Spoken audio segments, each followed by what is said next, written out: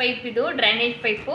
ಇದನ್ನು ವೈಟ್ ಸಿಮೆಂಟಿಂದ ಜೋಡಿಸಿ ಕ್ರ್ಯಾಕ್ ಆಗಿದ್ದನ್ನು ಜೋಡಿಸಿದ್ದೀನಿ. ಇದರ ಮೇಲೆ ಪ್ಲಾಸ್ಟರ್ ಆಫ್ ಪ್ಯಾರಿಸನ್ನು ಒಂದು ನೀರಲ್ಲಿ ಕಲಿಸ್ಬಿಟ್ಟು ಪ್ಲಾಸ್ಟಿಕ್ ಕೈಯಲ್ಲಿ ಹಾಕ್ಕೊಂಡು ಪ್ಲಾಸ್ಟಿಕ್ನಿಂದ ಇದ್ರ ಮೇಲೆ ಈ ರೀತಿ ಸ್ಟ್ರಕ್ಚರನ್ನು ಮಾಡಿದ್ದೀನಿ. ಸ್ಟ್ರಕ್ಚರ್ ಮಾಡಿ ಇದ್ರ ಮೇಲೆ ಈ ಬ್ಲ್ಯಾಕ್ ಏಷ್ಯನ್ ಪೇಂಟ್ ಇದೆಯಲ್ಲ, ಇದು ಬ್ಲ್ಯಾಕ್ ಏಷ್ಯನ್ ಪೇಂಟ್. ಇದನ್ನು ಫಸ್ಟ್ ಏನು ಮಾಡಿದ್ವಿ, ಎಲ್ಲ ಕಡೆ ಬ್ಲ್ಯಾಕ್ ಏಷ್ಯನ್ ಪೇಂಟನ್ನು ಹಚ್ಕೊಂಡಿದ್ದೀನಿ.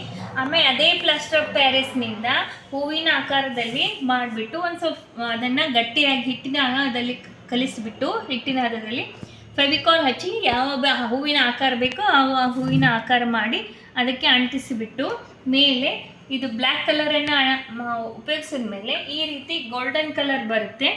ಈ ಗೋಲ್ಡನ್ ಕಲರನ್ನು ವಾಟರ್ ಬೇಸ್ನಲ್ಲಿ ನೀರಿನಲ್ಲಿ ಕಲಿಸಿ ನಮಗೆ ಎಲ್ಲೆಲ್ಲಿ ಗೋಲ್ಡನ್ ಕಲರ್ ಬೇಕು ಈ ರೀತಿ ಗೋಲ್ಡನ್ ಬಣ್ಣವನ್ನು ತಗೊಂಡು ಈ ರೀತಿ ಕಲಿಸ್ಬಿಟ್ಟು ಗೋಲ್ಡನನ್ನು ಈ ರೀತಿ ನಾವು ಮೇಲ್ಗಡೆ ಎಲ್ಲೆಲ್ಲಿ ಹೂವಿನ ಡಿಸೈನ್ ಬೇಕು ಅಥವಾ ಎಲ್ಲೆಲ್ಲಿ ನಮಗೆ ಗೋಲ್ಡನ್ ಆಕಾರ ಬಣ್ಣ ಬೇಕು ಅಲ್ಲಿ ಈ ರೀತಿ ಟಚ್ ಮಾಡಿಬಿಟ್ಟು ಈಗ ಫ್ಲವರ್ ಪಾಟನ್ನು ತಯಾರಿಸಿದ್ದೇವೆ.